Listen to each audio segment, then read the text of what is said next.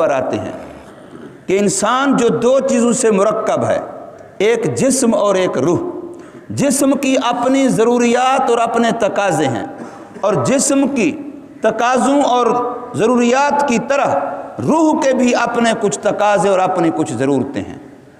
اور کبھی کبھی ان کے اندر ٹکراؤ آ جاتا ہے کہ اگر انسان جسم کے تقاضوں اور ضرورتوں کو پورا کرتا ہے تو پھر روح کی تقاضے، روح کی ضرورتیں چھوڑنی پڑتی ہیں، اور اگر روح کے تقاضے، روح کی ضرورتوں کو پورا کرتا ہے تو پھر جسم کی ضرورتوں، جسم کے تقاضوں کو چھوڑنا پڑتا ہے۔ ٹکراؤ آ جاتا ہے۔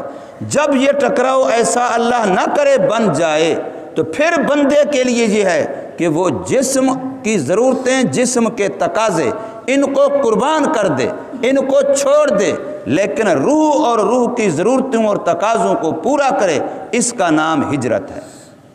ہجرت اصل میں اسی کا نام ہے کہ ایک جسم کی خواہشات ہیں، جسم کے تقاضے ہیں، جسم کی تمنائیں ہیں، جسم کی چاہتے ہیں، اور دوسری طرف روح ہے، اس کے تقاضے ہیں، اس کی ضرورتیں ہیں۔ جسم چونکہ مٹی سے بنا ہے، اس کی ساری ضرورتیں بھی دنیا اور مٹی سے تعلق رکھتی ہیں۔ روح چونکہ امر ربی ہے، اس لیے اس کی ساری ضرورتیں بھی اللہ نے اپنی طرف سے نازل فرمائیں، جو وحی سے پوری ہوتی ہیں، حدیث سے، قرآن سے، ایمان سے، شریعت سے پوری ہوتی ہیں۔ اب جب جسمانی تقاضوں کا روحانی تقاضوں کے ساتھ ٹکراؤ آئے گا تو گویا دنیا کا اور دین کا ٹکراؤ آئے گا، دنیا کا اور آخرت کا ٹکراؤ آئے گا۔ اب بندے کے لیے حکم ہے کہ وہ دنیا والے تقاضے، جسم والے تقاضے، ان کو چھوڑ دے، ان کو قربان کر دے، اور آخرت کے تقاضے، دین کے تقاضے، روح کے تقاضے، ان کو ترجیح دے، ان کو قابو کرے، ان پر کار بند ہو جائے۔ اس کے لیے کچھ بھی کرنا پڑتا ہے، کر گزرے۔ مکے میں مسلمان تھے، جب مکے والوں نے حالات مشکل کر دیے، مصائب اور زمین مکہ ان پر تنگ کر دی، تو انہوں نے ایک فیصلہ کیا کہ اب ہم یہاں نہیں رہ سکتے۔ حضور صلی اللہ علیہ وسلم جس رات ہجرت کرنے والے ہیں، جب اللہ کی طرف سے ہجرت کا حکم آیا ہوا ہے، تو مشرکین مکہ نے اس رات کو حضور صلی اللہ علیہ وسلم کے گھر کا مکمل محاصرہ کیا ہوا تھا۔ انہوں نے اپنا پروگرام بنایا ہوا تھا کہ رات کو جب بھی اٹھیں، جس طرف بھی گھر سے نکلیں، جن بندوں کے سامنے آئیں وہ ان کو مار دیں۔ کس کو کیا پتا کس نے مارا؟ پھر سارے قبیلے چونکہ اکٹھے ہیں تو ہاشم، قریش کس کس سے قصاص لیں گے؟ کوئی ایک دو ہوں گے تو ان سے قصاص لیں گے، جب سب کی نمائندگی ہوگی تو کس کس سے وہ قصاص لیں گے؟ اب یہ پروگرام بنا کے انہوں نے حضور صلی اللہ علیہ وسلم کے گھر کا محاصرہ کیا ہوا ہے۔ باقاعدہ چاروں طرف سے افراد ان کے کھڑے ہوئے ہیں کہ رات کے وقت کسی طرف بھی نکلیں وہی طرح جانب والے مار دیں۔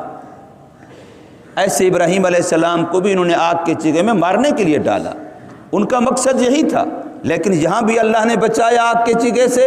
اور وہاں اللہ نے کیسے بچایا کہ حضور صلی اللہ علیہ وسلم کو اللہ نے وحی کے ذریعے بتلایا کہ ایسے آپ کے گھر کا محاصرہ ہو چکا ہے، لیکن آپ اٹھیے، حضرت علی کو اپنے بستر پہ اپنی امانتیں سپرد کیجئے، وہاں ان کو سلائیے، اور آپ باہر نکلیں، کنکریاں اٹھائیں، زمین سے مٹی اٹھائیں، آپ اس کو پھینکیں۔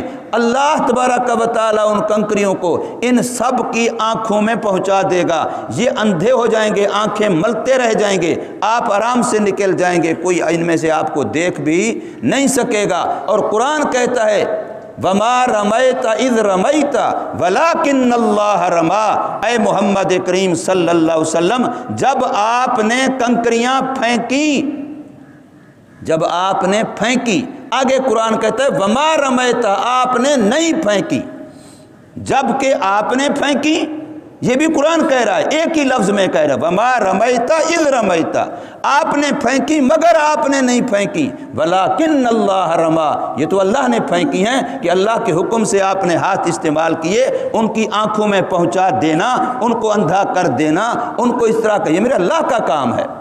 تو یہاں بھی اللہ نے اپنی قدرت سے اپنے نبی کو بچایا، وہاں بھی اللہ نے اپنی قدرت سے اپنے نبی کو بچایا۔ یہاں بھی نبی نے اس بچنے کے بعد ہجرت کی، اس وقت بھی نبی نے وہاں سے نجات اور بچنے کے بعد ہجرت کی۔